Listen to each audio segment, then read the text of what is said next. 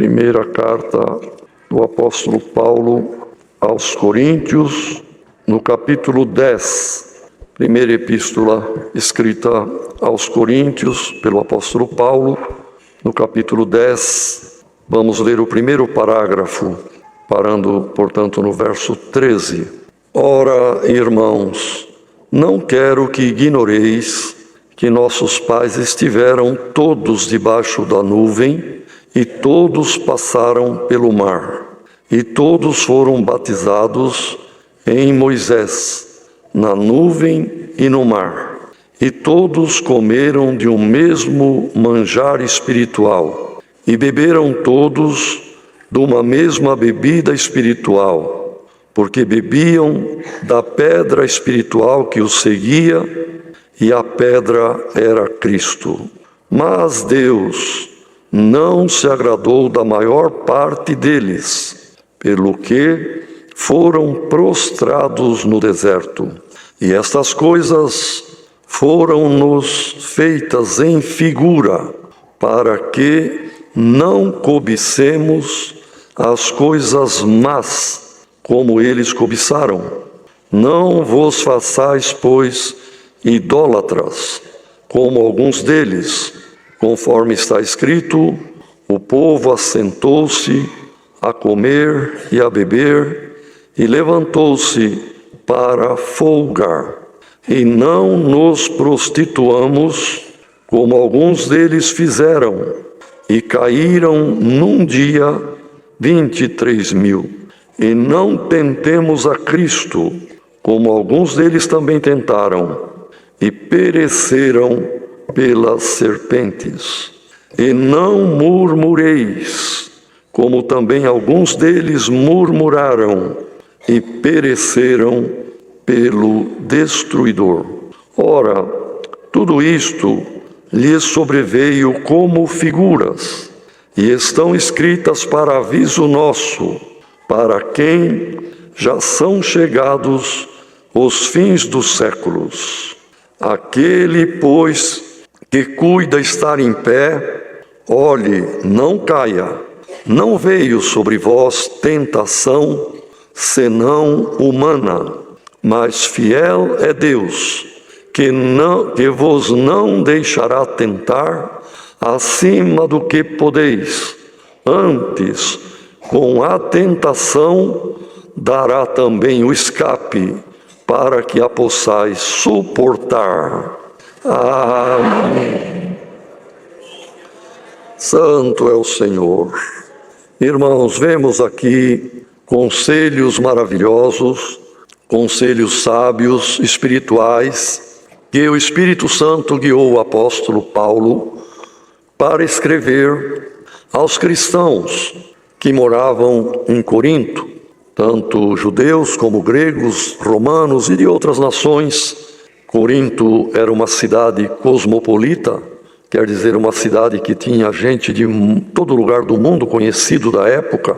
E a igreja de Corinto foi uma igreja que tinha um número considerável de povo, de irmandade, e por causa da facilidade do comércio, Corinto era um centro comercial marítimo de grande influência, unindo a Europa e a parte oriental ali do Mediterrâneo e o Oriente Médio e a Ásia Menor.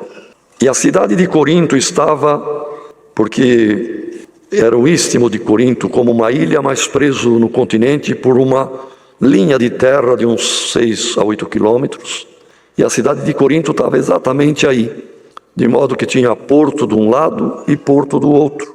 E vinham navios da direção da Ásia Menor, atracavam ali, e a lombo de animais e de escravos, carros puxados a bois e assim por diante, fazia aqueles poucos quilômetros até o outro porto do lado que olhava para a Itália, transportando essas mercadorias. E vice-versa. Tinha mercadoria que vinha da Itália, da Espanha, do norte da África, e ia para o Oriente Médio e a Ásia Menor. Então era um fluxo de muita gente, muito comércio, muito dinheiro E onde há prosperidade, irmãos, no sentido material, porque tem gente que confunde as coisas, acha que ser abençoado por Deus e prosperidade material, dinheiro, posição, aquisição de bens, é bênção de Deus. E não é bem isto. No Velho Testamento, que tudo que aconteceu no Velho é sombra do Novo. No Velho Testamento, a promessa de Deus para Israel era terra prometida, terra mesmo aí na Palestina. Abraão foi abençoado, e aí em seguida vem, ele tinha 3.000 ovelhas, não sei quantos mil cabritos, e por aí vai, muito ouro e prata. E tudo no Velho Testamento, quando alguém era abençoado, veja a história de Jó. Era o número de camelos, de ovelhas, dinheiro, terra. Por quê? A promessa de Deus também era na terra. Mas em Cristo Jesus, irmão, ser abençoado por Deus não tem o mesmo significado do Velho Testamento. Porém, tem quem confunde. E tem, inclusive, teorias. A teoria da prosperidade. Isso aconteceu agora no período do Iluminismo, em alguma igreja evangélica, que a prova que Deus abençoava o crente eram os bens terrenos que ele possuía. Ora, irmãos, isto é uma forma de entender, porque Jesus explicou quando disse que seguissem-no, e Pedro fala: Senhor, e nós que tudo deixamos para te seguir, como seremos abençoados? E Jesus respondeu: venham, mesmo aqui na terra vocês vão ser abençoados em casas, em famílias, e terão, porque nós chegamos na casa de um irmão, é a nossa casa, irmão. Chegamos na congregação do Brasil, é a nossa congregação. Vamos na congregação do Bom Retiro, vamos em Campinas, vamos lá no Amazonas, estamos dentro da casa do Senhor, é a nossa casa.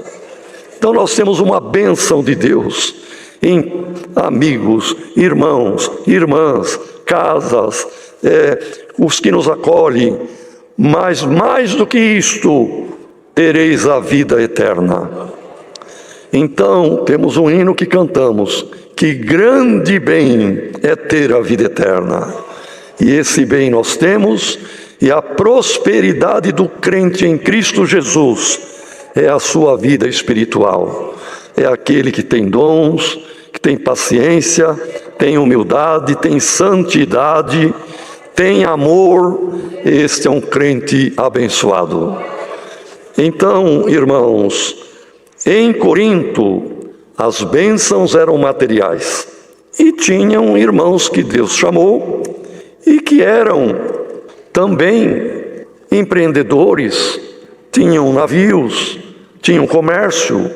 E onde prolifera, irmão, essa prosperidade que proliferou em Corinto, prolifera também o pecado, a vaidade, toda sorte, irmãos, de malícia, toda sorte de concupiscência e carnalidade. Então, a igreja de Corinto, nós vemos nas duas cartas, existe uma terceira que Paulo menciona, mas infelizmente ficou perdida, não foi encontrada, então não faz parte do cânone das Escrituras. Mas estas duas são ricas em ensinamento, doutrina, luz para o cristão fugir do que contamina, fugir do pecado, fugir daquilo que desagrada a Deus e abraçar com a bendita palavra de Deus. Então Paulo, aproveitando, irmãos, ele fala 2 ou 3 vezes nesse pequeno trecho aqui, que o que aconteceu com a Israel do passado, tendo saído do Egito, onde eram escravos, e aquela caminhada pelo deserto, que seria, mesmo na multidão de homens e mulheres que estavam, seria de poucos dias, irmãos, questão de 2 meses, no máximo, para ir devagar. Chegariam à terra prometida, mas por causa da incredulidade, por causa das murmurações, por causa dos erros reiterados do povo, Deus retardou a marcha deles e deu uma sentença: vocês vão ficar girando, peregrinando pelo deserto, até que morra o último que saiu do Egito com mais de 20 anos. Nenhum entrará na terra prometida. O povo que entrou foi os que saíram menores de 20 anos e os que nasceram no deserto. Exceto as duas exceções, os irmãos sabem que foi Caleb e Josué, ou Josué e Caleb, irmãos que já tinham mais de 40 e poucos anos quando saíram, e depois com 80 e tal anos entraram a tomar posse na terra prometida. E isto Paulo usa dizendo: o que aconteceu com eles é uma figura, é uma projeção, é uma comparação muito, sabe, irmãos, perfeita, muito parecida com o que acontece com a igreja cristã. Todo crente, seja de Corinto, de Roma, de Tessalônica, de São Paulo, de alguma cidade dos Estados Unidos, ou não importa a cidade, irmão, hoje, todos nós saímos do mundo pecaminoso, estamos no deserto desta vida, porque a vida terrena para o crente é um deserto, comparado com a glória que nos aguarda. E nós estamos numa marcha, não para Canaã terrena, mas para Canaã celestial.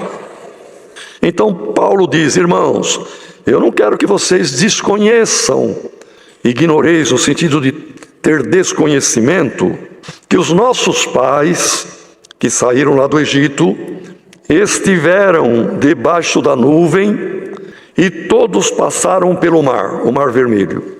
E todos foram batizados em Moisés e no mar. Então, a travessia do Mar Vermelho é o nosso batismo, é o início da marcha. A nuvem que guiava durante o dia fazendo sombra, e durante a noite como um facho de luz, é a palavra, que é sombra e é luz para a nossa caminhada. E nós estamos marchando. Então ele fez esse paralelo. E depois ele dizia: todos comeram de uma mesma comida espiritual, de um mesmo manjar, que era o maná que Deus mandava para alimentar. Irmão, dava mais de 2 milhões de pessoas. Por quê? A Bíblia relata que tinha 600 mil homens na idade militar, que ia dos 20 aos 50 anos. 30 anos, que era chamado o período ou o tempo que o homem era destro na guerra e puxava da espada. Portanto, vejam, 600 mil nessa faixa etária, sem contar de 20 anos para baixo, sem contar de 50 para cima, que já era naquele tempo considerado idoso, e sem contar as esposas. Então, contando só a esposa, 600 mil, já vai para 1.200.000. Contando velhos, que tinha velhos muitos, e menor de 20 anos, passa de 2 milhões com certeza. Como alimentar 2 milhões de pessoas no deserto, irmãos? Só por milagre. E Deus é milagroso, glória ao nome do Senhor. Ele faz milagre. E mandava o maná. Toda manhã estava, irmão, a relva, as rochas, alguma madeira seca, toda recoberta como neve, palmos do maná. Cada um vinha e colhia para si e para a sua família, por um dia. Não adiantava querer colher muito. Eu vou colher mais do que a gente come. O dia seguinte estava estragado. Tinha formado ali, irmãos, bichos, alguns bigatos, perdoe a expressão, mas é isso que a palavra diz, e tinha que jogar fora. Porque Deus mostrou que o povo tinha que ter fé nele, ter fé que no dia seguinte Deus não se esquecia deles de novo. Glória ao nome do Senhor. Na sexta-feira, como Deus tinha dado ordem para Israel, pois o sábado é um sinal entre Deus e a nação de Israel. Quem não é israelita, judeu, não tem vínculo de guardar sábado, pois é um sinal entre Deus e aquela nação. Como Cristo é sinal entre Deus e a sua nação eleita cristã no mundo, que pode ser de qualquer cor de pele, raça, língua que fala, tribo que pertence, não importa, é uma nação eleita. Para esta nação, a nossa guarda é guardar Cristo em nossos corações. Mas ele mandava maná para essa multidão toda, irmão. E diz aqui a palavra, Paulo ensinando, todos eles comeram ou comiam de um mesmo manjar. E agora na Israel espiritual, seja aqui no Brás, seja na Argentina, seja no Nordeste, no Amazonas, onde quer que seja, irmão, toda noite de culto, a Irmandade se alimenta da palavra. E tem força para continuar a marcha, no deserto desta vida, na luta do trabalho, da criação de família, a palavra nos alimenta, nos dá força para marchar. E todos bebiam de uma mesma bebida espiritual, porque bebiam da pedra. E que pedra é esta, irmão? Por mais de uma vez, onde não tinha córrego, não tinha oásis, não tinha água natural, Deus falou com Moisés, bate na rocha, bateu, saiu água. Passado algum tempo, num outro ponto, difícil de novo, o povo murmurou, o povo oprimiu, o povo desconjurou, desanimou, quis voltar para trás, blasfemou contra Moisés, a ponto de Deus ter falado com Moisés, Moisés, leva o povo junto àquela grande rocha. Ali estava Cristo representado naquela rocha, irmãos, como na outra, e Paulo fala exatamente isto, a rocha que o seguia, a pedra que o seguia, era Cristo.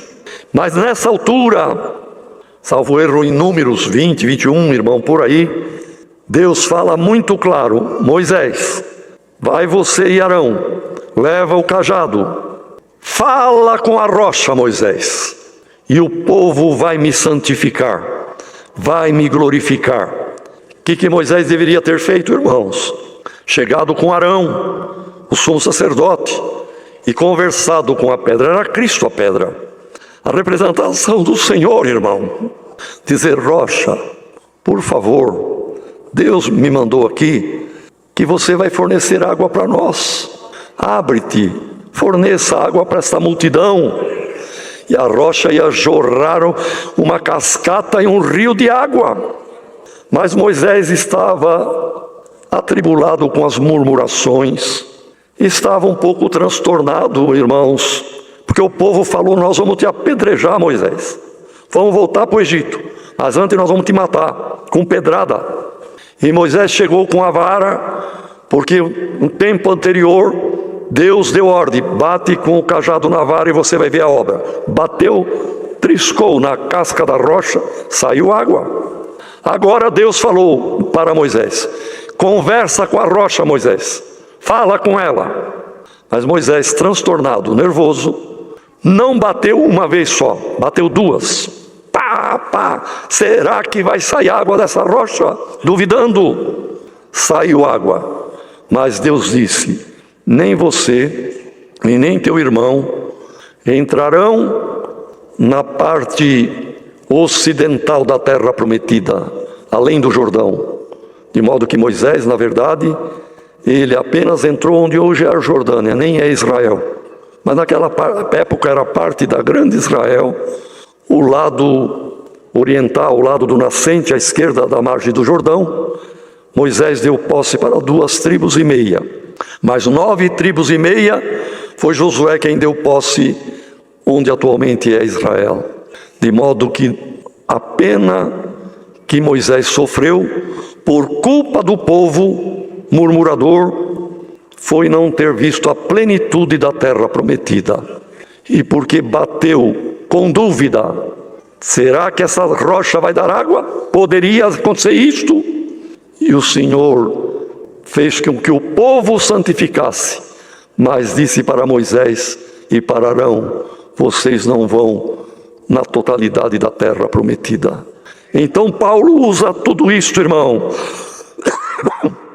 para exortar uma igreja cristã, numerosa, maravilhosa, com irmãos ricos, com gente que tinha muito dinheiro, mas por causa do dinheiro, muita vaidade, muita grandeza, pompa e prostituição. Então, Paulo aproveitou esses exemplos e disse: o que aconteceu com eles, mesmo o batismo, mesmo Espírito, a nuvem e o Espírito Santo, mesmo o manjar, a mesma água espiritual que é a palavra, tudo isto foi igual, mas murmuraram, desagradaram. Olha os pecados deles aqui, irmão. Primeiro de todos eles, muitos deles foram cobiçadores, ficar cobiçando as outras nações, o ouro, a prata, a roupa, a grandeza, a ostentação. Entre nós, irmão, clamemos a Deus para o espírito da cobiça não nos tomar, por nada, irmão. Não precisamos ter inveja de ninguém, ciúme de ninguém, cobiçar nada de ninguém. Peça a Deus, o Senhor te dará o necessário na tua vida. Segundo o pecado grave de Israel, idolatria. Enquanto Moisés estava no monte, o povo fez com ouro dos pendentes, dos brincos dos que tinham, que eram vaidosos, fizeram um bezerro de ouro, puseram no altar e ofereceram incenso, fizeram holocausto e adoraram não o Criador, mas uma criatura irracional. E o Senhor também se desagradou deles. Irmãos, a idolatria não é só adorar ídolos, não é ter imagem em casa. Às vezes nós idolatramos alguma coisa na nossa vida, idolatramos pessoas.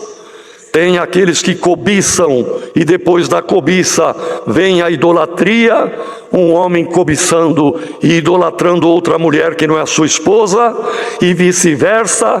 E no nosso meio tem quem faz escolha de irmãos, idolatrando aquele porque prega melhor, idolatrando o outro por outra coisa. Irmandade, olha a palavra aqui nesta tarde, que não haja idolatria em nós e nem cobiça.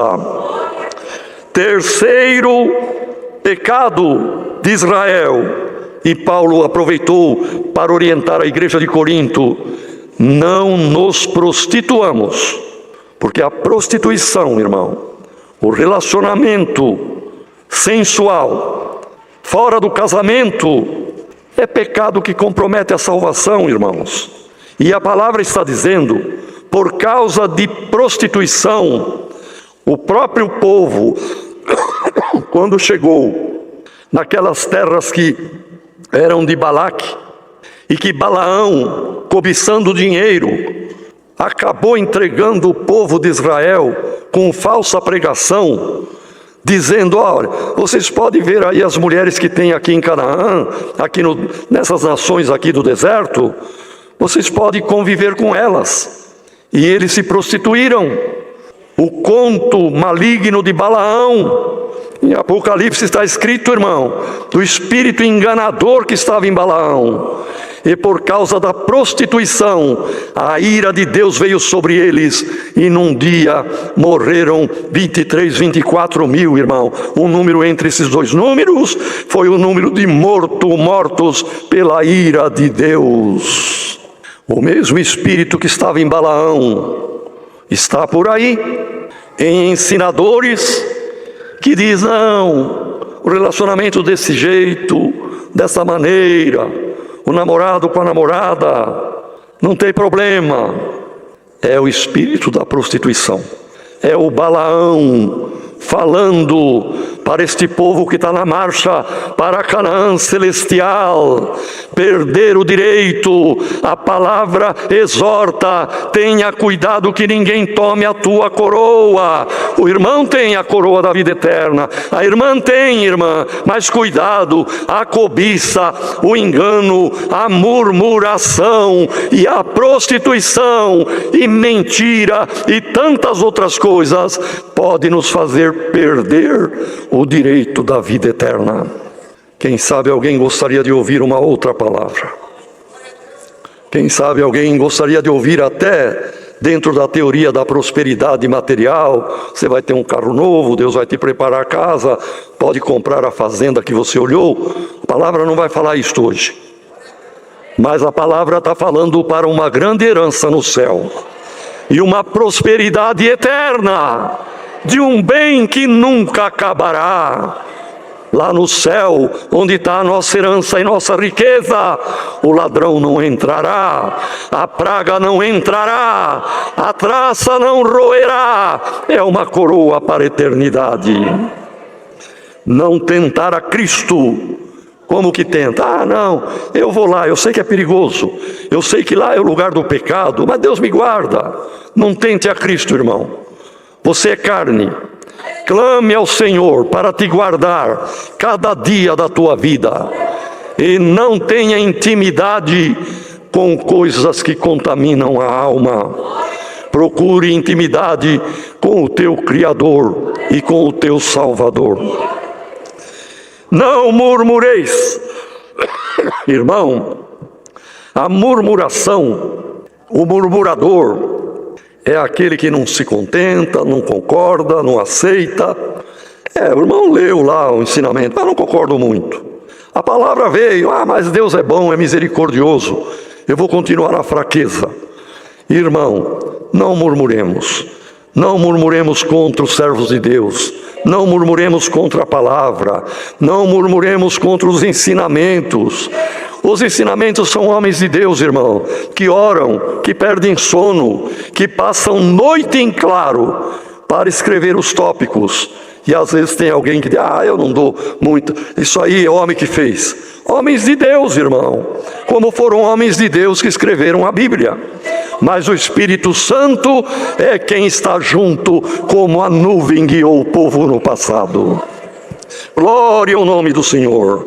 E depois diz aqui, irmão: tudo isto sobreveio como figura para nós nos figurarmos, para nós nos espelharmos, para nós vermos como uma passagem, um filme, uma filmagem, na nossa mente vem essas figuras, para fugirmos agora do pecado, não cometer o mesmo erro, pois não nos aguarda uma herança terrena, mas nos aguarda uma herança eterna. Então ele diz aqui, irmão: aquele, pois, aí de Corinto, que cuida, que acha, não, para mim não tem problema, eu estou de pé, já tenho muitos anos de batizado, eu tenho o meu comércio, tenho o meu dinheiro, eu às vezes faço alguma coisinha aí, que pode ser que desagrada a Deus, mas eu sei, eu estou de pé. Paulo disse: quem estiver de pé, cuidado para que não caia. Quem caiu, busque a misericórdia de Deus. Quem está de pé, não ria de quem caiu. Cuida de ti mesmo, cuida da tua vida. Quem é mãe de família, cuida da tua casa, do teu marido. Quem é pai de família, cuida da tua esposa, dos teus filhos. Cuida para continuar em pé até a volta de Cristo. Não sobreveio sobre vós, ó Coríntios, tentação do próprio manifesto do tentador como para Cristo. Nenhum homem teve a tentação que Cristo teve. Do próprio inimigo em pessoa, tentando. A tentação que Deus permite que venha para os crentes é humana. O que quer dizer? Não é o inimigo em pessoa. O espírito maligno usa de uma mulher para tentar o homem, usa de um homem para tentar uma mulher, usa de um moço mal intencionado para tentar uma jovem nossa irmã, singela e ingênua. A vaidade de quem entra em dívidas milionárias é a ambição pela riqueza, a promessa de lucro fácil. Depois a coisa não se concretiza, mas não foi o inimigo em pessoa, foi humana. E ele se deixou tentar pela cobiça, pela ganância ou pela sensualidade que está nele. Mas diz aqui a palavra, irmão, não veio sobre vós tentação senão humana. Então o irmão já sabe, a irmã já sabe. Fuja de ofertas milagrosas, fuja de elogios com segundas intenções, fuja das pessoas que te rodeiam com outros interesses e peça força a Deus. Senhor, me guarda.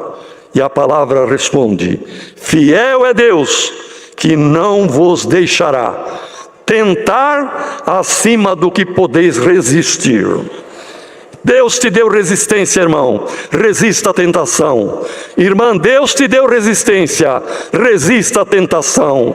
E aquilo que for uma astúcia maior do que a tua capacidade, o Senhor te guardará. Mas da tua parte, da minha, da parte do cristão, é ter horror ao pecado, é ter horror à mentira, horror à idolatria. Irmão, irmã, ouça esta palavra, fortifica-te por ela e marche. O povo de Israel entrou para possuir uma herança terrena, nós entraremos para possuir uma herança eterna. É a palavra, Deus seja louvado. Com uma oração vamos agradecer a Deus.